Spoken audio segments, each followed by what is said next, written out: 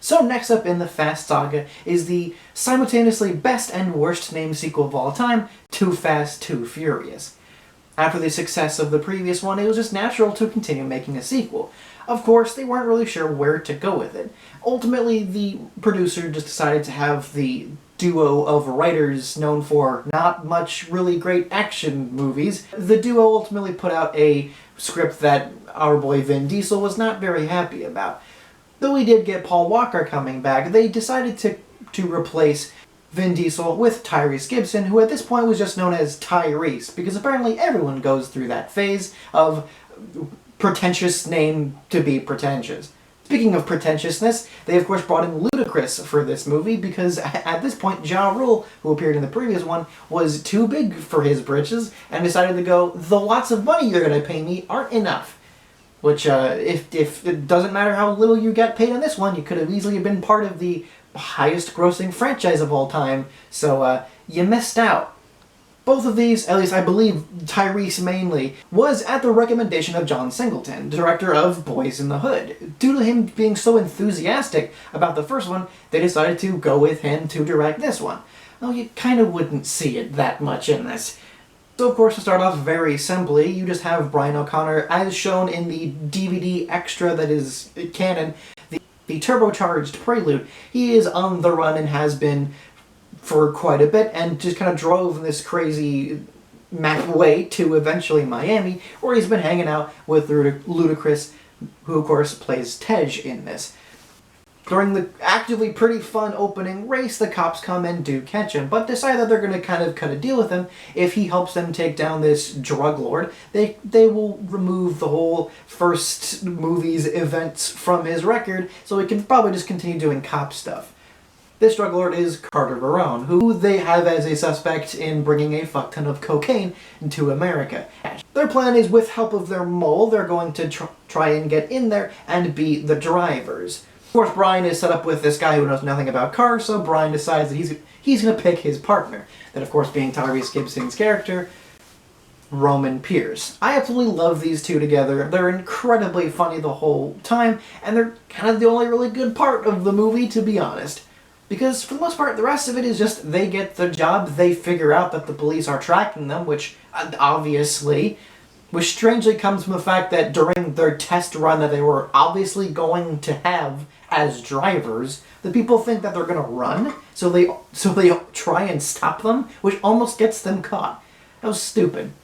But they do, for the most part, earn the trust of our main villain, who is... Yeah, but because he is so generic and just boringly evil, he quickly want to turn on them, and our main boys are told about this. They make this plan to not only try and escape the cops, but also try and get Carter Verone's dudes off of them, which nearly works before Carter Verone's one guy tells Brian that they in fact weren't going to where they thought they were going to go, but are in fact going to go to this small little lake area. Where his yacht happens to be? Sure, whatever. All this was to test the mole they have with Carter Verone, because she was apparently living with him for like a whole year, so she was just whole-on slap-dogging it with this drug lord for like a whole entire year. At least 6 out of the 7 days of the week, which that is dedication to your job, but okay.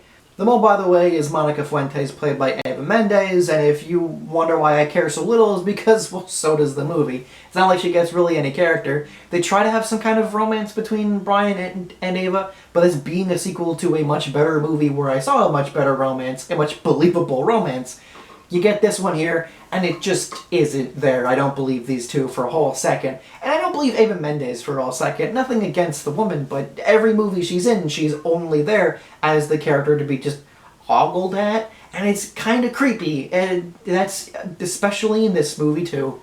With Brian and the two of them are able to fight off Carter's men, which does allow them to just sort of Dukes of Hazzard their way, and exact quote from the movie, right into his yacht, and they're able to stop him. I kind of expected another, like, shootout scene. I swear there was one, but they do just quickly kind of shoot him in the shoulder, and then he's done. Now this movie is just kind of your pretty generic cop drama sort of thing, and it's very much a buddy cop comedy action movie.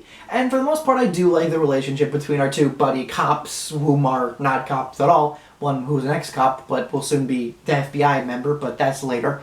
I like them, but for the most part, they're not the majority of the movie. I mean, they are spots here and there where they actually have conversations, but the other parts are them, just shooting at other guys, racing stuff, which I'll talk about in a second, but then also, being informed by either Carter or the police, and it's all just pretty boring. It's all just very basic, generic cop criminal stuff. Nothing is really interesting. Nothing really draws you into any other character besides our main two. And even then, Tyrese is probably the best out of the two, with Paul Walker just barely trying in this movie. He feels like he just gives zero emotion throughout the whole entire thing.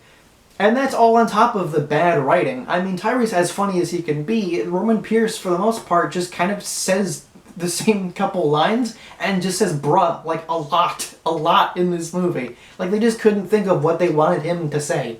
The movie, strangely, kind of is the last time we see the whole gearhead stuff of this series, where these cars that they're driving do feel like, cool cars, but cool cars that are probably made by people who know how to deal with that sort of things, They do try and go into why it's more like a slapdashed weird nitro things that shoot out those guys like other chairs. It's not like this crazy spy vehicle with spy things, It's a genuine, real thing that happens to have weird turbo boosters on it.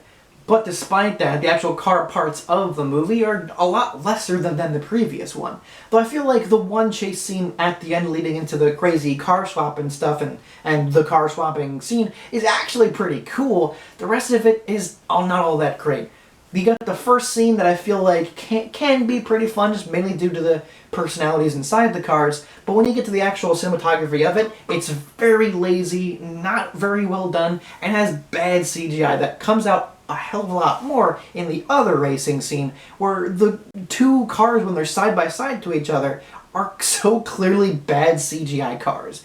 And then on top of that, when you ignore the funny people in the cars, it's so clearly green screened in that it just becomes so obvious.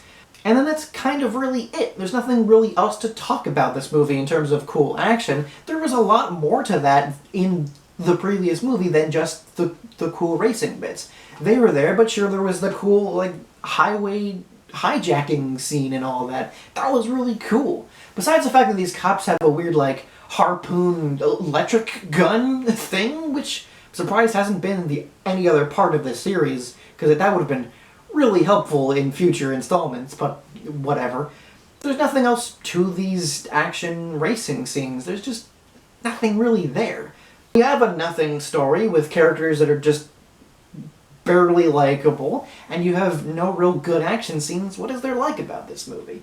Honestly, just due to the fact that it has so just half-assed done effects and action scenes and stupid lines, and that mixed with just Tyrese just being a big ham, it becomes fun because it is bad, sort of.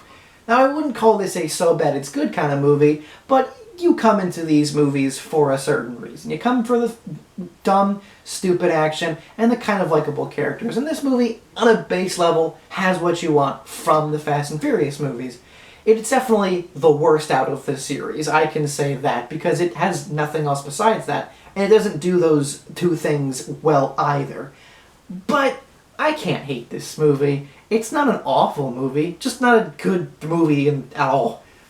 And that's the saddest part about this movie. I feel like not much to really say about this movie. There's nothing that really comes out to me in terms of specific bad stuff besides the bad CGI.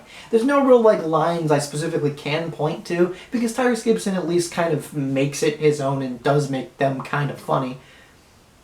One scene I can talk about is the fact that randomly Carter Verone, when he tries to get the cops to not be on his driver's tail so they can get to him with the drug money faster, he puts a rat in a bucket and begins to heat it up, which is a real thing people do, by the way.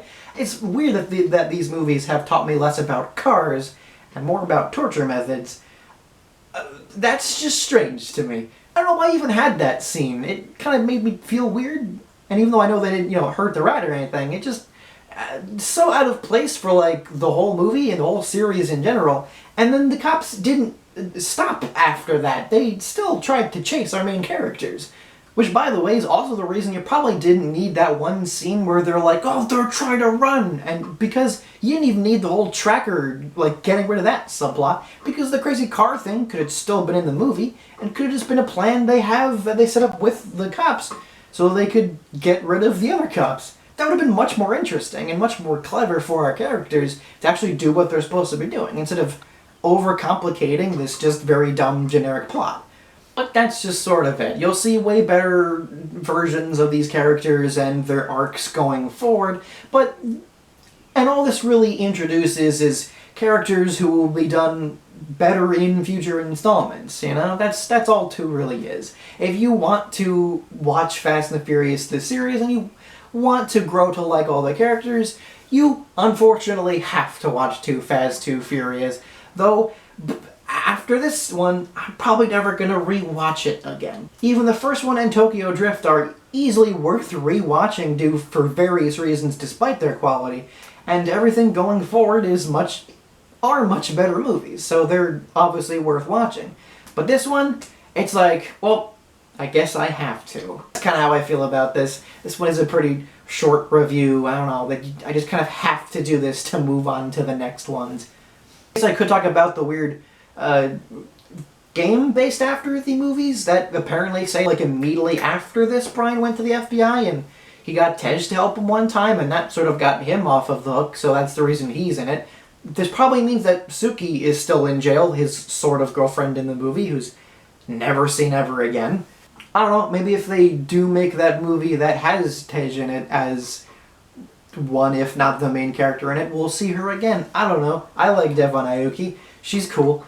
And I guess half-jokingly, I kind of want to see Carter Verone again, just as like a reference though, not like as a main character or like a villain in any movie. He's boring. Unless they do decide to, for whatever reason, make him a better character, then sure, why not?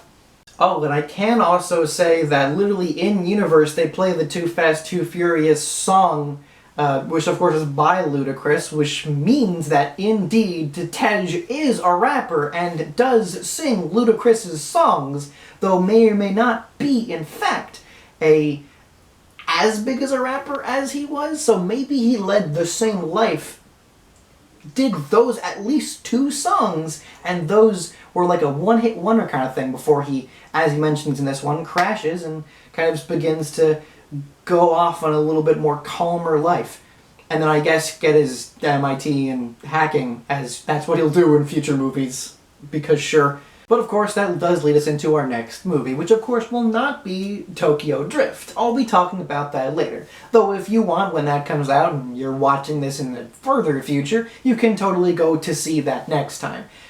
In terms of what I'm releasing, it is of course Fast and Furious, where they decided to drop the thes for reasons that I don't know and will never know ever in my life. It will haunt me till my grave.